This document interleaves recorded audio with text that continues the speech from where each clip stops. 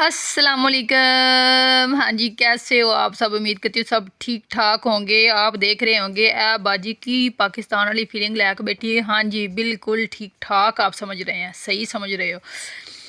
आज ना मेरा दिल किया कि मैं भी साग सूग बनाऊँ। बहुत सारे लोगों से मैंने सुना हुआ था कि यहाँ मतलब ਨਾ ਪਾਕਿਸਤਾਨ ਸੇ ਸਾਗ ਆਤਾ ਹੈ।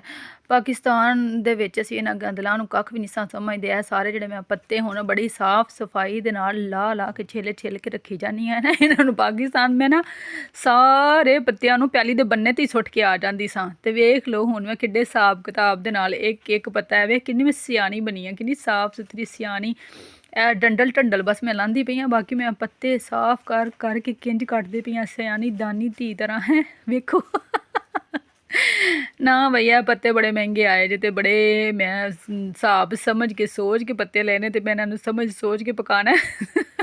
ਪਾਕਿਸਤਾਨ ਵਾਲਾ ਸਾਗ ਕਰਕੇ ਨਹੀਂ ਪਕਾਉਣਾ ਆਇਆ ਜੀ। ਇੰਨਾ ਲੰਮਾ ਸਫ਼ਰ ਕਰਕੇ ਆਇਆ, ਇਹਦੀ ਥੋੜ੍ਹੀ ਤਾਂ ਕਦਰ ਕਰਨੀ ਪੈਣੀ ਹੈ ਨਾ ਮੈਨੂੰ। ਹੋਰ ਤੁਸੀਂ ਸੁਣਾਓ ਕੀ ਹਾਲ ਹੈ ਅੱਜ ਜੀ? ਮੇਰਾ ਦਿਲ ਕਰਦਾ ਪਿਆ ਸੀ ਜੇ ਮੈਂ ਸਾਗ ਬਣਾਵਾਂ। ਮੈਨੂੰ ਘਰ ਵਾਲੇ ਪਿੰਡ ਵਾਲੇ ਪੁੱਛ ਬਹਿੰਦੇ ਪਏ ਸਨ ਕਿ ਤੈਨੂੰ ਤਾਂ ਸਾਗ ਬੜਾ ਪਸੰਦ ਸੀ ਤੇ ਤੂੰ ਹੁਣ ਉੱਥੇ ਦਾ ਸਾਗ ਬਣਾਇਆ ਕਿ ਨਹੀਂ ਬਣਾਇਆ। ਮੈਂ ਆਖਿਆ ਨਹੀਂ ਜੀ, ਮੈਂ ਇੱਕ ਦਫਾ ਵੀ ਨਹੀਂ ਸਾਗ ਬਣਾਇਆ, ਹੁਣ ਮੈਂ ਬਣਾਉਣ ਲੱਗੀ ਜੇ। ਵੇਖੋ ਕਿੰਝ ਬਣਦਾ ਏ। ਤੁਹਾਡੇ ਨਾਲ ਰੈਸਪੀ ਕੀ ਸ਼ੇਅਰ ਕਰਨੀ ਹੈ। ਸਾਰਿਆਂ ਨੂੰ ਸਾਗ ਬਣਾਉਣਾ ਹੁੰਦਾ। ਪਿੰਡ ਉੱਥੇ ਪਾਕਿਸਤਾਨ ਤੇ ਲੋਕ ਸਾਗ ਖਾ ਕੇ ਤੇ ਸਾਗੋ ਸਾਗੀ ਹਰੀਆਂ ਵੱਖੀਆਂ ਹੋ ਗਈਆਂ ਨੇ, ਤੇ ਮੈਂ ਪਹਿਲੀ ਦਫਾ ਬਣਾਉਣ ਲੱਗੀ ਜੇ। ਤੁਹਾਡੀਆਂ ਤੇ ਸਾਗ ਖਾ ਕੇ ਵੱਖੀਆਂ ਹਰੀਆਂ ਹੋ ਗਈਆਂ ਹੋਣੀਆਂ ਨੇ। ਮੈਂ ਸਾਗ ਨੂੰ 5 7 10 ਵਾਰਾਂ ਠੰਡੇ ਤੱਤੇ ਪਾਣੀ ਨਾਲ ਧੋ ਧਾ ਕੇ ਤੇ ਹੁਣ ਮੈਂ ਪ੍ਰੈਸ਼ਰ ਦੇ ਵਿੱਚ ਪਾਉਣ ਲੱਗੀ ਹਾਂ। ਮੈਂ ਕਿਹਾ ਇੰਨਾ ਲੰਮਾ ਸਫ਼ਰ ਕਰਕੇ ਆਇਆ, ਪਹਿਲੇ ਠੰਡੇ ਪਾਣੀ ਨਾਲ ਧੋਤਾ, ਫਿਰ ਇਹਨੂੰ ਗਰਮ ਪਾਣੀ ਨਾਲ ਧੋਤਾ। ਇਹਦੀ ਕੋਈ ਥਕਾਵਟ ਲਵੇ, ਇਹਦਾ ਗੰਦ ਸ਼ਾਦ ਲਵੇ।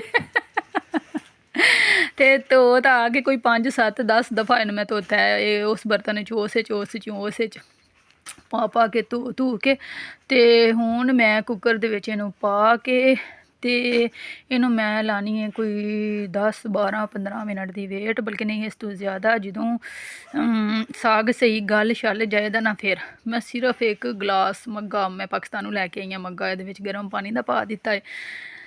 ਤੇ ਹੁਣ ਮੈਂ ਇਹਨੂੰ ਢੱਕਣ ਲਾ ਕੇ ਤੇ ਰੱਖ ਦੇਣ ਲੱਗੀ ਹਾਂ।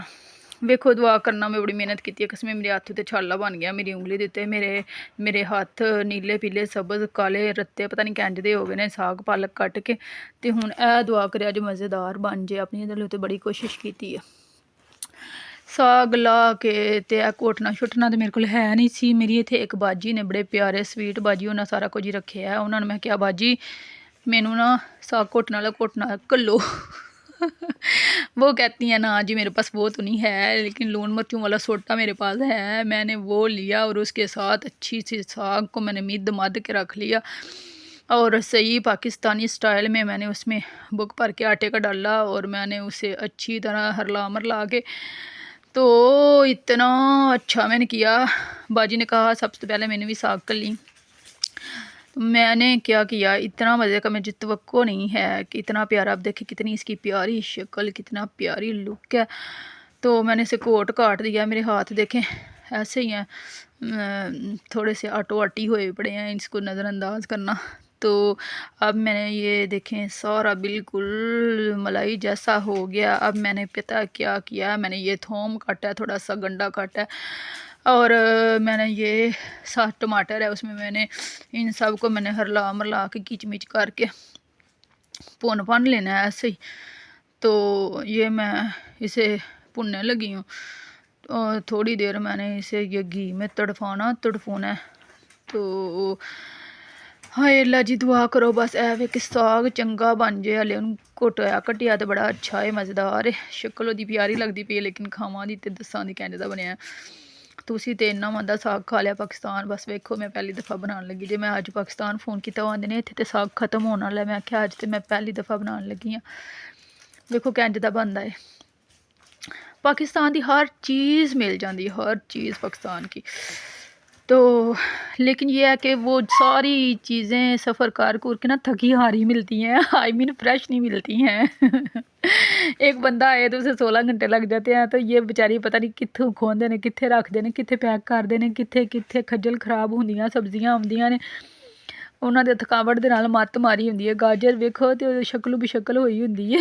ਤੇ ਇਹ ਮੈਂ ਥੋੜਾ ਜਿਹਾ ਚੀਜ਼ਾਂ ਨੂੰ ਭੁੰਨ ਲਿਆ ਜੀ। ਤੇ ਹੁਣ ਮੈਂ ਇਹਦੇ ਵਿੱਚ ਕੀ ਕਰਨ ਲੱਗੀਆਂ ਹੁਣ ਮੈਂ ਇਹਦੇ ਵਿੱਚ ਜੀ ਮੈਂ ਸੁੱਟ ਦਿੱਤੀਆਂ ਦੇ ਮਿਰਚਾਂ। ਇਹਦੇ ਤੋਂ ਬਾਅਦ ਮੈਂ ਕੀ ਨਾ ਇਹ ਹਲਦੀ ਸੁੱਟ ਦਿੱਤੀ ਜੇ। ਹਲਦੀ ਤੋਂ ਬਾਅਦ ਮੈਂ ਹੁਣ ਚਮਚੀ ਭਰ ਕੇ ਲੂਣ ਦੀ ਸੁੱਟ ਦਿੱਤੀ ਜੇ। ਇਹਨਾਂ ਸਾਰੀਆਂ ਚੀਜ਼ਾਂ ਨੂੰ ਹਰਲਾ ਕੇ ਤੜਫੂ ਕੇ ਭੁੰਨ ਕੇ ਤੇ ਸ਼ਕਲ ਤੇ ਬੜੀ ਪਿਆਰੀ ਬਣ ਗਈ ਹੈ।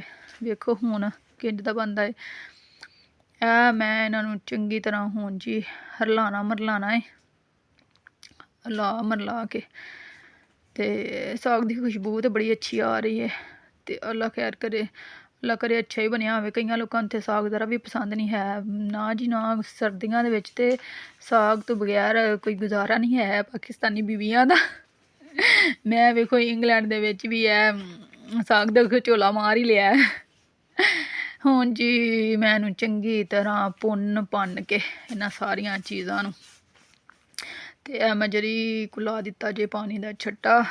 ਤੇ ਤੂੰ ਹੀ ਤੇ ਨੀਚੀ ਹਰਸ਼ਾ ਹੋ ਗਈ ਸੀ। ਮੈਨੂੰ ਤੇ ਇੱਕ ਨਾ ਐਲਰਜੀ ਹੈ ਜਰੀ ਮਿਰਚਾਂ ਪੁੱਜਣ ਤੇ ਮੈਨੂੰ ਉਹ ਕੀ ਉਹਨੂੰ ਕਈ ਦਾ ਨਾਂ ਸਾਨੂੰ ਚੜ੍ਹ ਜਾਂਦੀਆਂ।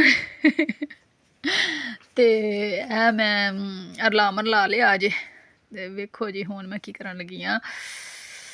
ਹਾਏ ਅੱਲਾ ਜੀ ਇਹ ਵੇਖੋ ਜੀ ਕਿੰਨਾ ਸੋਹਣਾ ਸਾਗ ਬਣਦਾ ਪਿਆ ਜੇ। ਸਾਗ ਦਾ ਮਸਾਲਾ, ਉਹਦੀ ਸ਼ਕਲ ਕਿੰਨੀ ਸੋਹਣੀ ਜੇ। ਤੇ ਅੱਲਾ ਕਰੇ ਸਾਗ ਵੀ ਸੋਹਣਾ ਹੀ ਬਣੇ। ਹੁਣ ਮੈਂ ਇਹ ਫੜ ਲੈਣ ਲੱਗੀ ਜੇ ਇਹ ਕੁੱਕਰ ਦੇ ਵਿੱਚ ਮੈਂ ਸਾਗ ਇਹਦੇ ਵਿੱਚ ਪਾਣਾ। ਬਿਲਕੁਲ ਥੋੜ੍ਹਾ ਜਿਹਾ ਸਾਗ ਬਣਾਇਆ। ਮੈਂ ਕਿਹਾ ਚੈੱਕ ਕਰਨੀ ਆ ਜੇ ਤੇ ਮਜ਼ੇਦਾਰ ਬਣਿਆ ਤੇ ਫਿਰ ਨੈਕਸਟ ਟਾਈਮ ਬਣਾ ਲਾਂ। ਨਾ ਬਣਿਆ ਤੇ ਨਹੀਂ ਤੇ ਨਾ ਸਹੀ।